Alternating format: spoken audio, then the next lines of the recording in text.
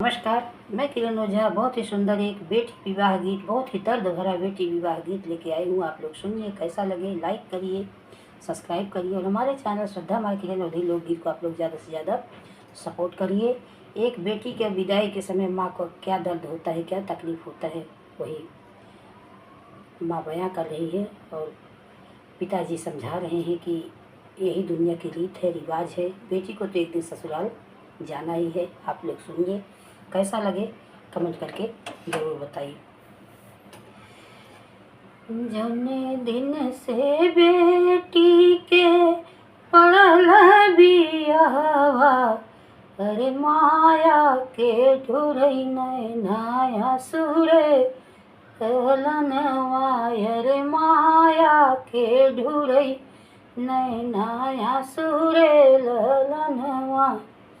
जौन दिन बेटी के पड़ल बियाहवा, अरे माया के ढुरई नैना सुरे लनवा, अरे माया के ढुरई नैना सुरे लनवा। दुआरा से आए नी बेटी के पापा, अरे सुना धन अरज हमारे रे ललनवा, अरे सुना धन अरज हमारे रे ललनवा। बेटी बियाहवा त हुई है मोरी धाना, अरे है बाटै रीतिया रिवाज रे ललनवा, अरे है बाटै रीतिया रिवाज रे ललनवा।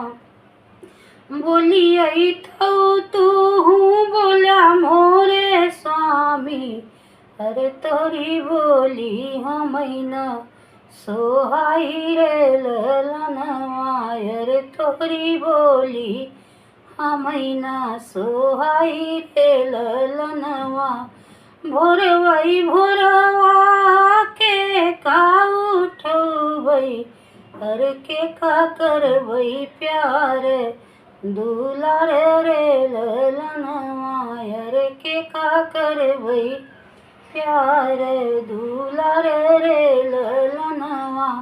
भोरवई भोरा धाना बहुआ के उठायु, अरे ओ नहीं करियो प्यार दुलार रे ललनवा, अरे वही करू प्यार दुलार रे ललनवा।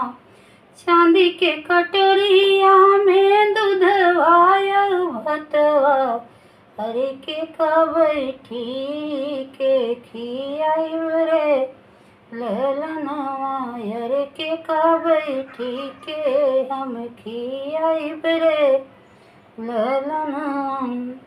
अरे चांदी के खोरवा में दूधवा भतवा, अरे बहुआ बैठी के तू खियायु रे ललनवा, अरे बहुआ बैठी के तू खियायु रे ललनवा।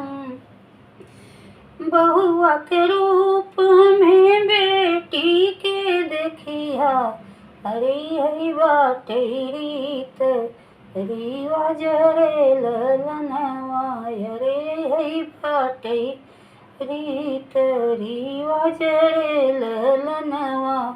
एक दिन बेटी सबके जाली ससुरवा, अरे है बाटै रीत रिवाज रे ललनवा, अरे है बाटै रीत रिवाज रे ललनवा।